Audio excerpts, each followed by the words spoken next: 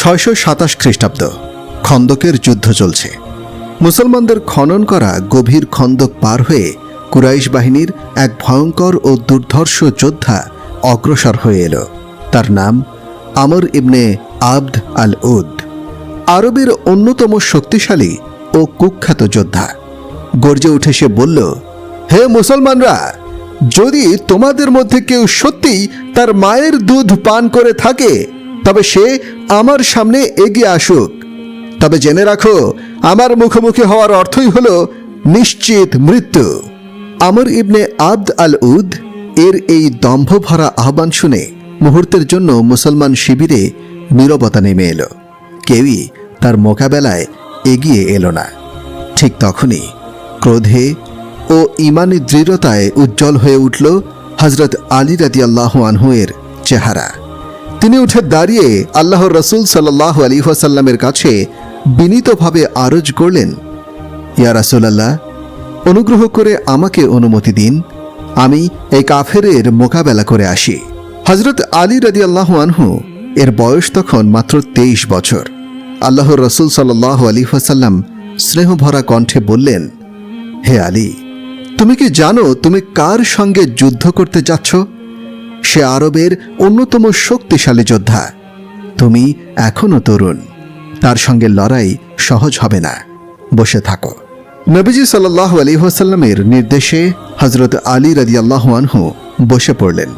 চারপাশে তখন থমথমে নীরবতা। কিন্তু আমর আবারও ব্যঙ্গ ও ঔদ্ধত্য নিয়ে চিৎকার করে উঠল, কোথায় তোমাদের সেই বীরেরা? শুনেছি তোমরা নাকি শাহাদত লাভের জন্য সর্বদা উদ্গ্রীব থাকো। তোমাদের আল্লাহ নাকি তোমাদের জন্য জান্নাত প্রস্তুত করে রেখেছেন। তবে কে আছে তোমাদের মধ্যে যে আমার তরবারির আঘাতে শহীদ হয়ে সেই জান্নাতে যেতে চায়? এই উদ্ধত আহ্বান শুনে হযরত আলী রাদিয়াল্লাহু আনহু আবার উঠে দাঁড়ালেন। দৃপ্ত কণ্ঠে বললেন, হে রাসূলুল্লাহ সাল্লাল্লাহু আলাইহি ওয়াসাল্লাম, শুধু আমাকে অনুমতি দিন, আমি এই কাফেরের মুখ চিরতরে স্তব্ধ করে দিয়ে আসি। কিন্তু প্রিয় নবী সাল্লাল্লাহু আলাইহি ওয়াসাল্লাম শান্ত কণ্ঠে তাকে বললেন, হে আলী, তুমি কি জানো সে কে? সে এমন এক দুর্ধর্ষ যোদ্ধা, এক হাতে উটের লাগাম ধরে রাখে আর অন্য হাতে একাই শত শত সৈন্যের মোকাবেলা করতে পারে। সুতরাং তুমি বসে থাকো। নবীজি সাল্লাল্লাহু আলাইহি ওয়াসাল্লামের আদেশে হযরত আলী রাদিয়াল্লাহু আনহু আবার বসে পড়লেন। কিন্তু মুসলমানদের সারি থেকে তখনও কেউ সাহস করে সামনে এগিয়ে এলো না। কিছুক্ষণ পর আমর ইবনে আবদ আল উদ আবারও ব্যঙ্গ ভরে চিৎকার করে বলল, হে মুহাম্মাদের অনুসারীরা, তোমাদের সাহসিকতার গল্প আমি অনেক শুনেছি, কিন্তু আজ তোমাদের দেখে মনে হচ্ছে সবাই কাপুরুষ। কোথায় গেল সেই বীরত্ব? মৃত্যু ভয় কি তোমরা মাথা নিচু করে বসে আছো? তোমাদের মধ্যে কি কেউ নেই যে আমার হাতে শহীদ হয়ে তার রবের জান্নাতে যেতে চায়? এই অপমানজনক কথা শুনে হযরত আলী রাদিয়াল্লাহু আনহু আর স্থির থাকতে পারলেন না। তিনি উঠে দাঁড়িয়ে বজ্র কণ্ঠে বললেন, হে রাসূলুল্লাহ সাল্লাল্লাহু আলাইহি ওয়াসাল্লাম, অনুগ্রহ করে এবার আমাকে অনুমতি দিন, আমি এই কাফেরকে জাহান্নামের পথ দেখিয়ে দিই। এবার নবী করিম সাল্লাল্লাহু আলাইহি ওয়াসাল্লাম বললেন, হে আলী, আল্লাহর নামে আমি তোমাকে আমর ইবনে আবদ আল উদ এর সঙ্গে যুদ্ধ করার জন্য প্রেরণ করছি। তুমি এগিয়ে যাও আর তাকে দেখিয়ে দাও মুসলমানদের ঈমানের শক্তি কত গভীর এবং কত বৈচিত্র্যময়। আল্লাহর রাসূল সাল্লাল্লাহু আলাইহি ওয়াসাল্লামের এই অনুমতি লাভের পর হযরত আলী রাদিয়াল্লাহু আনহু তার হাতে থাকা জুলফিকার তলোয়ারটি দৃঢ়ভাবে ধারণ করলেন এবং বীর দর্পে আমর ইবনে আবদ আল উদের সম্মুখে এসে দাঁড়ালেন। আমরের পুরো দেহ ছিল কঠিন লোহার বর্মে আবৃত। শুধু তার দুটি চোখই অন্ধকার বর্মের আড়াল থেকে দৃশ্যমান ছিল। নিজের সামনে এক তরুণ যুবককে দাঁড়িয়ে থাকতে দেখে আমর ইবনে আবদ বিস্মিত হয়ে বলল, আরে আলী, তুমি আমার পিতার বন্ধুর সন্তান। আমি চাই না আমার হাতেই তোমার মৃত্যু ঘটুক। তাছাড়া তুমি এখনো অল্প বয়সী। এমন একজন তরুণ হয়ে তুমি আমার মতো যোদ্ধার মুখোমুখি হয়েছ। তোমার সাহস সত্যি আমাকে বিস্মিত করেছে। হে আলী, যদি জীবন তোমার কাছে প্রিয় হয়ে থাকে তবে এখনই ফিরে যাও। আমি এখনো তোমাকে সৎ উপদেশ দিচ্ছি। মায়ের সন্তান যেন মায়ের কাছেই ফিরে যায়। আমরের এই কথা শুনে হযরত আলী রাদিয়াল্লাহু আনহু শান্ত অথচ অটল কণ্ঠে উত্তর দিলেন, হে আল্লাহ ও তার রাসূলের শত্রু, তুমি কি জানো তুমি কার সামনে দাঁড়িয়ে আছো? আমার মা আমাকে স্নেহ ভরে ডাকতেন হায়দার, আর স্বয়ং আল্লাহর রাসূল সাল্লাল্লাহু আলাইহি ওয়াসাল্লাম আমাকে উপাধি দিয়েছেন আসাদুল্লাহ, অর্থাৎ আল্লাহর সিংহ। তুমি মুসলমানদের বাহ্যিক শক্তি দেখে তাদের বিচার করছো, কিন্তু আমাদের প্রকৃত শক্তি লুকানো আছে আমাদের ঈমানের গভীরে। যেহেতু তুমি আমার পিতার বন্ধুর সন্তান, আমি নিজ হাতে তোমার প্রাণ নাশ করতে চাই না, তাই শেষবারের মতো তোমাকে একটি সুযোগ প্রদান করছি। তোমার কুফরি মতবাদ পরিত্যাগ করে ইসলামের ছায়াতলে আশ্রয় গ্রহণ করো, তাহলেই আমি তোমার প্রাণ রক্ষা করব। এই কথা শুনে আমর ইবনে আবদ আল উদ বিদ্রোহী কণ্ঠে বলল, তোমার সাহস দেখে আমি সত্যি বিস্মিত। তুমি কি সত্যি আমার সঙ্গে মোকাবেলা করতে চাও? এই কথা বলেই সে প্রচণ্ড ক্রোধে হযরত আলী রাদিয়াল্লাহু আনহু এর দিকে তরবারি চালিয়ে দিল। আঘাতের তীব্রতায় হযরত আলী রাদিয়াল্লাহু আনহু এর ঢালটি দ্বিখণ্ডিত হয়ে গেল, এমনকি তার বাহুতেও সামান্য আঘাত লাগল। কিন্তু মুহূর্তের মধ্যেই তিনি নিজেকে সামলে নিয়ে সেই আক্রমণ প্রতিহত করলেন। এরপর তিনি বজ্রকণ্ঠে আল্লাহু আকবার ধ্বনি উচ্চারণ করে জুলফিকার তরবারি দিয়ে এমন এক প্রবল আঘাত হানলেন যে আমরের লৌহবর্ম ভেদ করে তার দেহ মাথা থেকে পা পর্যন্ত দ্বিখণ্ডিত হয়ে গেল। মুহূর্তেই সে অবিশ্বাসী প্রাণ হারালো এবং চিরতরে জাহান্নামের অধিবাসী হয়ে গেল।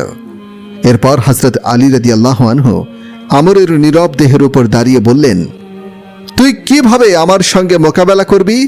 তুই তো পাথরের পূজারী, আর আমি রব্বে মুহাম্মাদের গোলাম। এভাবেই শেরে খোদা হযরত আলী রাদিয়াল্লাহু আনহু তার অতুলনীয় বীরত্বের মাধ্যমে ইসলামের মর্যাদা ও গৌরব অক্ষুণ্ণ রাখলেন। খায়বার যুদ্ধের সময় কামুজ দুর্গ দীর্ঘকাল ধরে মুসলমানদের অধিকারভুক্ত হচ্ছিল না। তখন নবী করিম সাল্লাল্লাহু আলাইহি ওয়াসাল্লাম সাহাবায়ে কেরামকে উদ্দেশ্য করে বললেন, আগামীকাল আমি এমন একজনের হাতে ইসলামের পতাকা তুলে দেব যার মাধ্যমে আল্লাহ তাআলা এই দুর্গে বিজয় দান করবেন। যে ব্যক্তি আল্লাহ ও তার রাসূলকে ভালোবাসে আর আল্লাহ ও তার রাসূল যাকে ভালোবাসেন। রাসূলুল্লাহ সাল্লাল্লাহু আলাইহি ওয়াসাল্লামের এই ঘোষণা শুনে সাহাবাগণ সারা রাত গভীর আগ্রহ ও উৎকণ্ঠায় অপেক্ষা করতে লাগলেন। কে হবেন সেই সৌভাগ্যবান ব্যক্তি যার হাতে বিজয়ের পতাকা তুলে দেওয়া হবে? পরদিন সকালে নবী করিম সাল্লাল্লাহু আলাইহি ওয়াসাল্লাম সাহাবাদের মাঝে এসে জিজ্ঞাসা করলেন, হে আমার সাহাবাগণ, আলী কোথায়? আমি তাকে দেখতে পাচ্ছি না কেন? সাহাবীরা উত্তরে বললেন, ইয়া রাসূলুল্লাহ সাল্লাল্লাহু আলাইহি ওয়াসাল্লাম, হযরত আলী এর চোখে গুরুতর ব্যথা, তার চোখ ফুলে গেছে। অসুস্থতার কারণে তিনি এখানে উপস্থিত হতে পারেননি। তখন নবী করিম সাল্লাল্লাহু আলাইহি ওয়াসাল্লাম বললেন, তাহলে তোমরা তাকে ডেকে নিয়ে আসো। নবীজির এই আদেশে হযরত আলী রাদিয়াল্লাহু আনহু সেখানে উপস্থিত হলেন।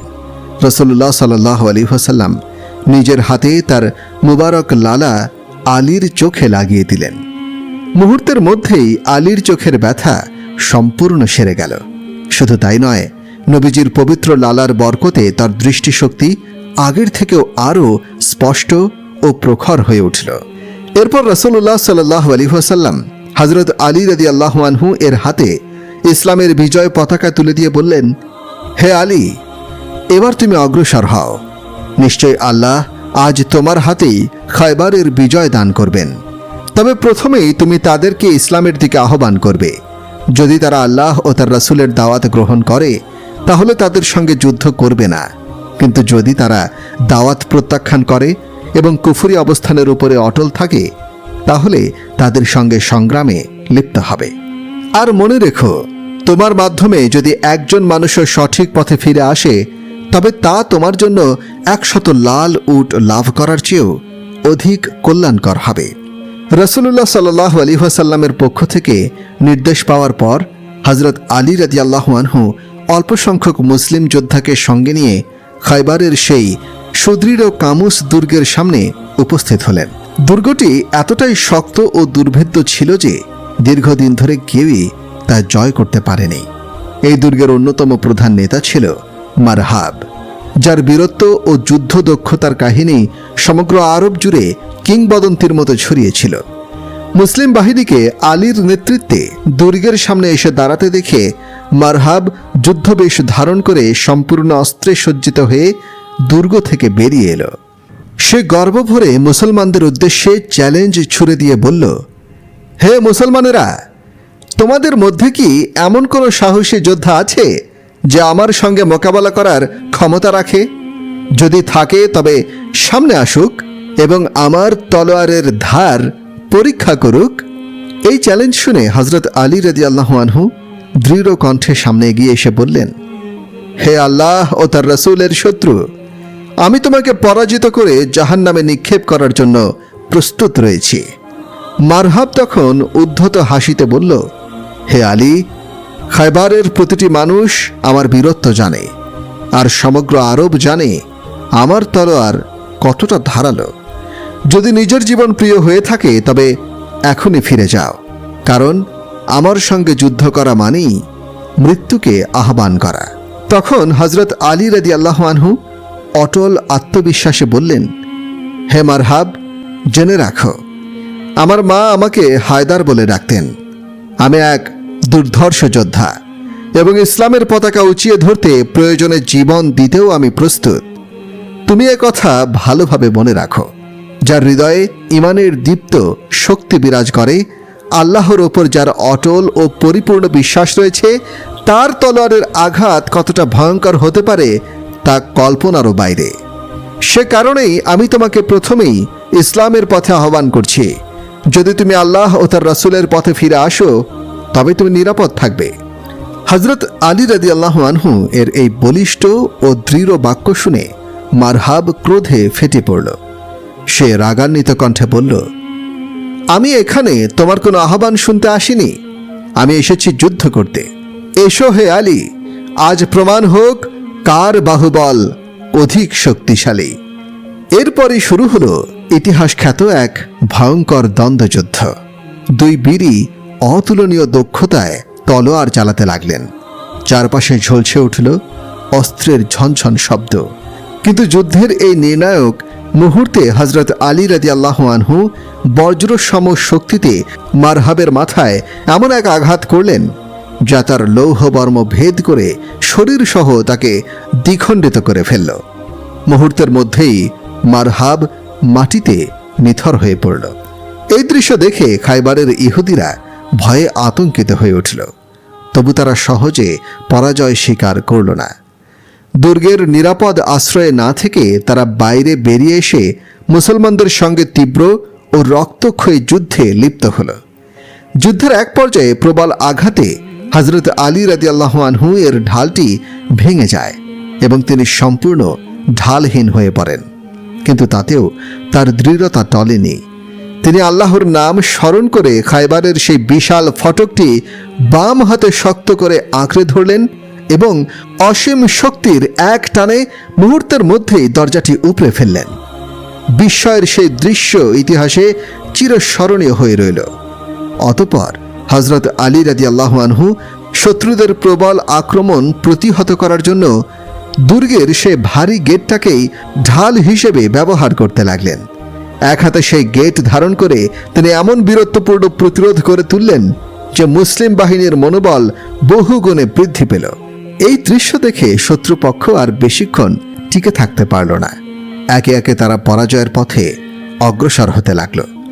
অবশেষে যুদ্ধ শেষ হলে হযরত আলী রাদিয়াল্লাহু আনহু এর সেই গেটটি দূরে একপাশে নিক্ষেপ করলেন। গেটটি এতটাই ভারী ছিল যে যুদ্ধের পর 200 জন মানুষ একসঙ্গে চেষ্টা করেও সেটিকে তার স্থান থেকে এক চুল পরিমাণও সরাতে সক্ষম হল না। এই দৃশ্য প্রত্যক্ষ করে হযরত আলী রাদিয়াল্লাহু আনহু মৃদু হাসলেন। তার মনে উদিত হলো যে গেটটি আমি এক হাতে তুলে নিয়ে যুদ্ধ করেছিলাম, এখন শত শত মানুষ মিলেও সেটিকে নড়াতে পারছে না। ঠিক তখনই রাসূল সাল্লাল্লাহু আলাইহি ওয়াসাল্লাম হযরত আলীর মনের ভাব অনুধাবন করলেন। তিনি আলীকে ডেকে বললেন, হে আলী, তুমি যুদ্ধের ময়দানে যে গেটটি এত সহজে ব্যবহার করেছিলে, এখন সেটিকে আবার তার স্থান থেকে সরিয়ে দেখো। নবীজির নির্দেশ পেয়ে হযরত আলী রাদিয়াল্লাহু আনহু সর্বশক্তি প্রয়োগ করে গেটটি সরানোর চেষ্টা করলেন, কিন্তু বহুবার চেষ্টার পরও তিনি সেটাকে নাড়াতে পর্যন্ত সক্ষম হলেন না। তখন রাসূলুল্লাহ সাল্লাল্লাহু আলাইহি ওয়াসাল্লাম বললেন, হে আলী, তুমি যদি কিয়ামত পর্যন্ত চেষ্টা করো তবুও তুমি এটাকে নাড়াতে পারবে না, কারণ যুদ্ধের ময়দানে তুমি নিজের শক্তির উপর নয় বরং আল্লাহর উপর পূর্ণ ভরসা করেছিলে। যখন তুমি ঢালহীন হয়ে পড়েছিলে তখন আল্লাহই তোমাকে সাহায্য করেছিলেন। সেই সাহায্যের বলেই তুমি খায়বারের বিশাল দরজাটিকে ঢাল হিসেবে ব্যবহার করতে পেরেছিলে। কিন্তু যুদ্ধ শেষ হওয়ার পর আল্লাহর সেই বিশেষ অনুগ্রহ তোমার কাছ থেকে সরে গেছে। তাই এখন তুমি যতই চেষ্টা করো না কেন সেই দরজাটিকে সামান্যও নড়াতে পারছ না। অতএব মনে রেখো হে আলী, এ নিয়ে কখনোই গর্ব করবে না। যুদ্ধের ময়দানে তুমি যা কিছু করেছ তার সমস্ত প্রশংসা একমাত্র আল্লাহ রাব্বুল আলামিনের প্রাপ্য। রাসূল আকরাম সাল্লাল্লাহু আলাইহি ওয়াসাল্লামের এই কথা শুনে হযরত আলী রাদিয়াল্লাহু আনহু নিজের ভুল উপলব্ধি করলেন। বিনম্র হৃদয়ে তিনি আল্লাহর দরবারে শুকর আদায় করলেন। একবার এক যুদ্ধে হযরত আলী রাদিয়াল্লাহু আনহু এর পায়ে একটি তীর গভীরভাবে বিদ্ধ হয়। তীরের প্রচণ্ড যন্ত্রণায় তিনি এতটাই কষ্ট পাচ্ছিলেন যে কেউ তার পায়ের কাছে যেতেও সাহস পাচ্ছিল না। ব্যথার কারণে তীরটি বের করার কোনো উপায়ই খুঁজে পাওয়া যাচ্ছিল না। সাহাবায়ে কেরাম রাদিয়াল্লাহু আনহুম তখন এই সমস্যার সমাধানের জন্য রাসূলুল্লাহ সাল্লাল্লাহু আলাইহি ওয়াসাল্লামের শরণাপন্ন হলেন। তারা বললেন, ইয়া রাসূলুল্লাহ, আলীর পায়ে একটি তীর বিদ্ধ হয়েছে। ব্যথা এত তীব্র যে তিনি কাউকে স্পর্শ করতে দিচ্ছেন না। এই অবস্থায় আমরা কিভাবে তীরটি বের করব? তখন রাসূলুল্লাহ সাল্লাল্লাহু আলাইহি ওয়াসাল্লাম অত্যন্ত শান্তভাবে বললেন, এখন কিছুই করো না। যখন আজান হবে, আলী নামাজে দাঁড়াবে, তখন তার পা থেকে তীরটি বের করে নাও। নবীজির এই পরামর্শ অনুযায়ী সাহাবায়ে কেরাম অপেক্ষা করতে লাগলেন। কিছুক্ষণ পর আজান হলো। হযরত আলী রাদিয়াল্লাহু আনহু ওযু করে নামাজে দাঁড়িয়ে গেলেন। নামাজে দাঁড়ানোর সঙ্গে সঙ্গেই তিনি আল্লাহর স্মরণে এত গভীরভাবে নিমগ্ন হয়ে পড়লেন যে পারিপার্শ্বিক জগতের কোনো অনুভূতি আর তার মধ্যে রইল না। ঠিক সেই সময় সাহাবায়ে কেরাম ধীরে ধীরে তার পা থেকে তীরটি বের করে ফেললেন। অথচ হযরত আলী রাদিয়াল্লাহু আনহু বুঝতেই পারলেন না তার পা থেকে তীরটি বের করে নেওয়া হয়েছে। আল্লাহর ভালোবাসায় সম্পূর্ণ ডুবে ছিলেন তিনি। প্রিয় দর্শক, এই ছিল সাহাবায়ে কেরামের নামাজের অবস্থা। আল্লাহ এবং তার রাসূলের প্রেমে তারা এতটাই মগ্ন থাকতেন যে দুনিয়ার সব দুঃখ কষ্ট তাদের কাছে তুচ্ছ হয়ে যেত। মহান আল্লাহ রাব্বুল আলামিন আমাদেরকেও এমন একাগ্রতার সঙ্গে নামাজ আদায় করার তৌফিক দান করুন এবং সাহাবায়ে কেরামের আদর্শ অনুসরণ করে জীবন গড়ার শক্তি দান করুন। আমিন।